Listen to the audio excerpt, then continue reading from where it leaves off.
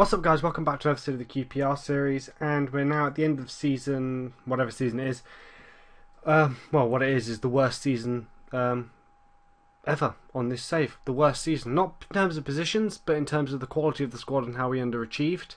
Obviously, well, I'll look at the fixtures and we'll review everything.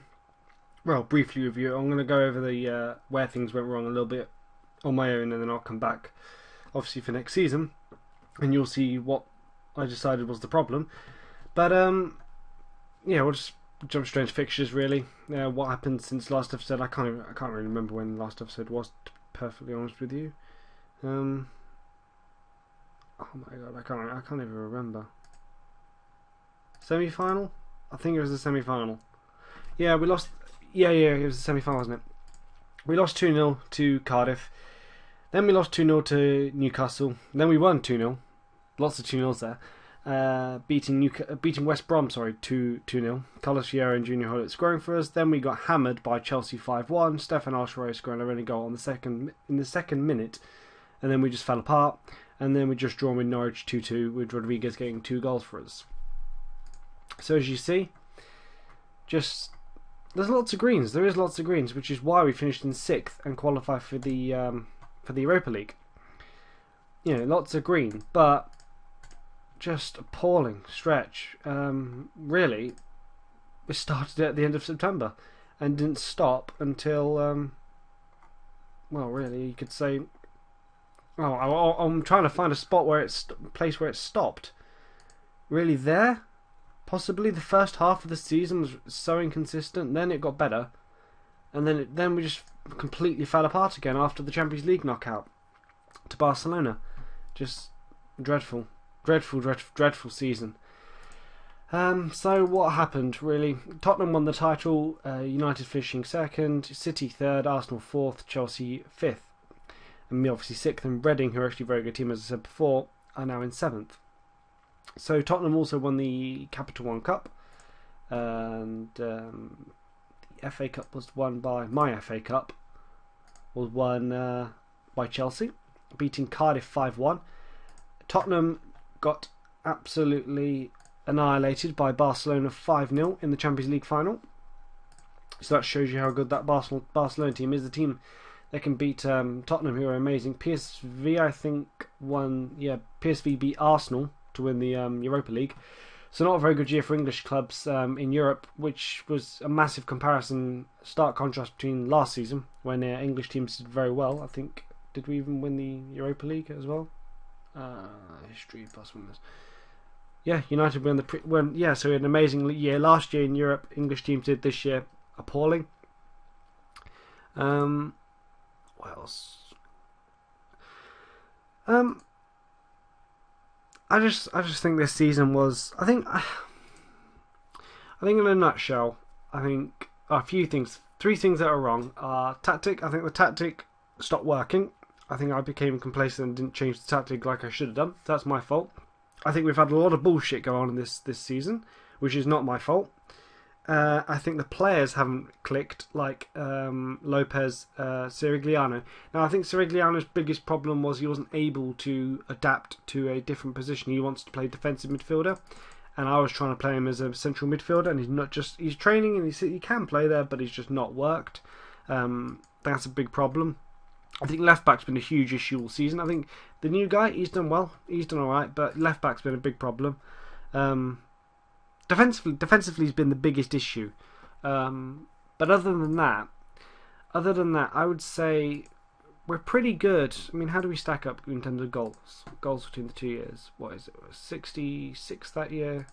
This year, 67 last year. You know, we're only one worse. That's not too bad. 48 conceded. 38 yeah, so defensively is the big problem. It's defensively. Now, but I think what really concerns me is to be, how many points? 15 points between me and Chelsea Chelsea handed my arse to me 5-1.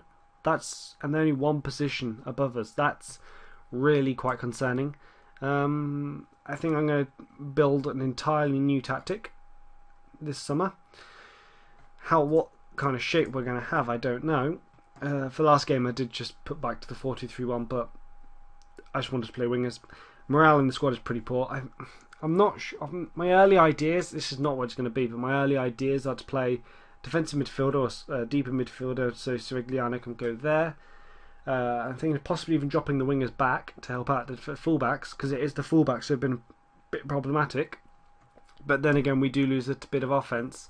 But maybe I can, through sliders, get them to go forward more, maybe, possibly. Attacking midfielder's got to stay. We're going to need attacking midfielder, so it could possibly look like a, well, it could possibly, like, that, possibly. That's one idea I've had.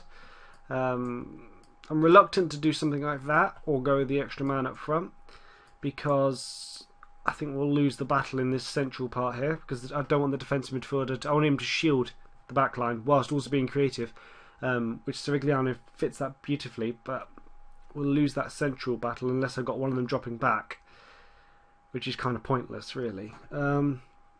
So yeah, I'm not too sure. Probably will do something on the lines of the first one, or I might make 2 variations and see how they go. Transfer wise, my plans at the moment are Coleman's going to go, Kia's going to go, Lopez is going to go, and Siwa's going to go. So a big defensive change. Lots of new players. Well, quite a few new players are going to come in at the back. That's my plan. But again, it's all dependent on budget.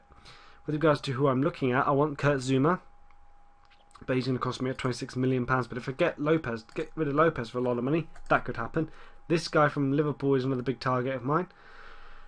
He's on the market currently for 25 million, but I reckon might be able to get him for a little bit less than that, I hope. I think PSV had the other one I'm looking at. There's a midfielder that PSV have got. Now, if I'm going to get rid of, not him, not PSV, wrong team, Feyenoord. Somebody I've just come across who looks really nice is this guy. He could be a potential player to play that help defensive midfielder role, because Reece Williams has a good year, but I wouldn't be too disappointed to lose him. Another centre-back I'm looking at. I think I've shown him before. Plays for Ajax, a South African place his name is. Apparently he's not interested right now in joining us, but in the past he was, so maybe I can make that one happen. I don't know. It all depends on money again. But he could be another player coming at the back. But really, it's defensively that we're going to change. Williams is 29 years old. He's valued at £11 million. He's had a very good year. He's had a very good couple of years. But the point is, I mean, what we've done very well, I would say, in this save is actually selling players on before they hit their decline. Now, I'm not going to get rid of him, but Dave is one who, in the last couple of weeks, last couple of games, I should say, particularly against Chelsea, and that Norwich game, actually, he was at fault for one of the Norwich goals and 2 of the Chelsea goals. He's made mistakes, which is very unusual in his play, but he's not going to go. I can't get rid of him. Okore's definitely not going. Klein can stay. Morala, another option is if money's tight, Morala will drop into the central defence and I'll pick up just another right back. Coleman's definitely going. He's definitely going. He's not really featured at all this season, so he's on his way. He can go somewhere else. Tessera, no. Part of me says I'll get rid of Tessera because he's 28 years old. Next year's gonna be 20. Next summer he'll be 29. His value's probably will have gone down because he doesn't play a huge amount compared to the other guys, and he's not played very well since he's been with us, really. Considering a £15 million outlay on him, that's not worth £15 million. What he did at Shakhtar the year before we signed him was worth 15 million, but not what he's done since. The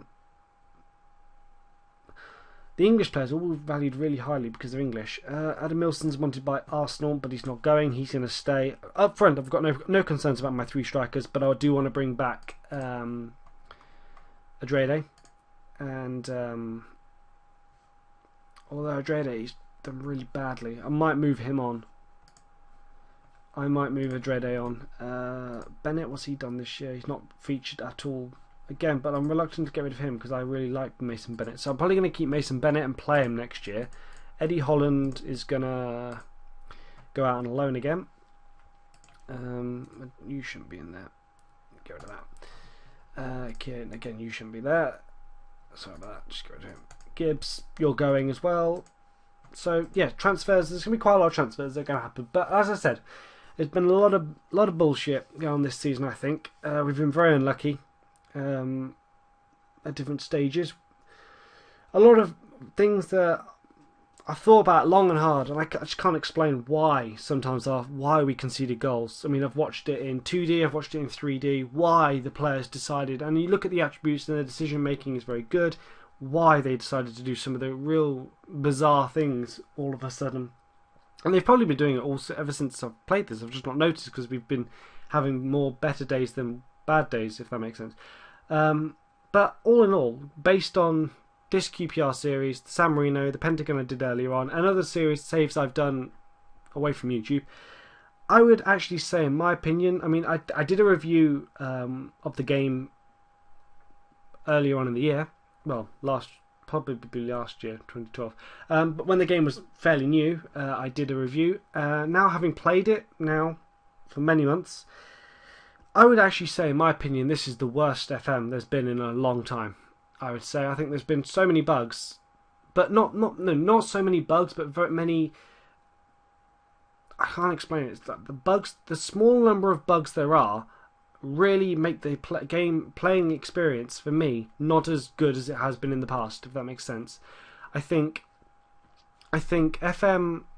My favourite FM is FM 10, but I would say last year's game was. There was flaws in it. There was bugs. There was the corner glitch. That was a big thing. They have fixed that. You know, fair enough. They fixed that. But there have been other things that you just can't put your finger on why some things just go wrong, and they've just seemed to have never fixed it. And I think instead of adding new features into the game like they have done, and okay, I accept that people enjoy those other features like the classic mode and the challenges. I accept that. That's fair enough. But instead of going out of their way to add them, fix the actual problems in the game that are already there. I mean, it's a big thing. EA don't do it. FIFA either. They don't fix the problems that are in the game.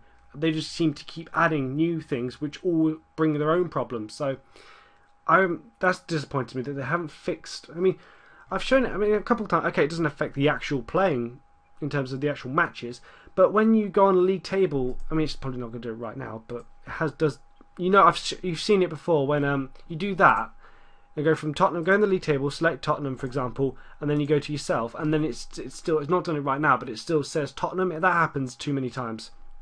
And also, my mouse doesn't stay. It goes to that football that stays in the loading screen. That seems to happen. I mean, I played FM on this game on 3 different computers, and it happens on all of them. So it's not the computer. That just really bugs me. Those two things, because the only way to get rid of it is actually to close FM down and reload it up again. I think bizarre. What really frustrates me is the bizarre things that the players do for no reason. It doesn't mirror what their attributes suggest. And also, then players who play badly in games, has happened a couple of times now. Kia was in the last episode, played terribly, got a good rating. That annoys me. Lopez he's been dreadful. He's been at fault for goals, and yet still gets good ratings, which is, I think it's a flaw and a bug in the game. I think someone said in the comments before they've noticed it too. That's a flaw that really bugs me as well. And also the fact that the big teams stay bigger than the team you are. So if you are, for example, QPR, and we've done a lot, then it always seems to be the big teams just seem to stay that little bit better than you. No matter what happens, they just seem that little bit better than you. That really, it's realistic in the sense that the big teams generally will stay big throughout their lives. You know, as in history suggests, but it just annoys me. It's a game. You know, it doesn't need to be that realistic. There are many good things. I know this is completely gone off the topic of QPR now. This has gone on to my review of the game again. But there are many good things I like. I think I've not actually used it, but I think the online, being able to play online without an extra, external server is really good. Again, I haven't used that personally. I really don't want to use it myself, but I think that's a really good idea because I did have used the external server before on previous FMs, and that was really temperamental at times. So that's a really good idea. I think the layout's really good, as I've said before. What else is new, really? I've tried to play some of the classic mode and challenges away from YouTube, and I just don't like them. It's just not what I want to do. But again, as I said before, I accept that some people will like to play those. My problem is not that they've added those features at all. My problem is they've not fixed the problems that already were in the game. before adding those features. That's what annoys me. Golden Glove, is this year's? Yeah.